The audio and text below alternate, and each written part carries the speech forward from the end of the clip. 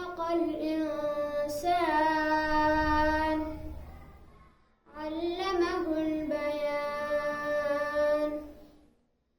الشمس والقمر بحسبان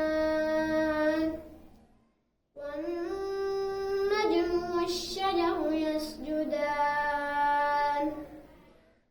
والسماء رفعها ووضع الميزان ألا تطغوا في الميزان وأقيموا الوزن بالقسط ولا تخسروا الميزان والأرض وضعها للأنام فيها فاكهة والنخل ذات الأكمام والحب ذو العصف والريحان فبأي آلاء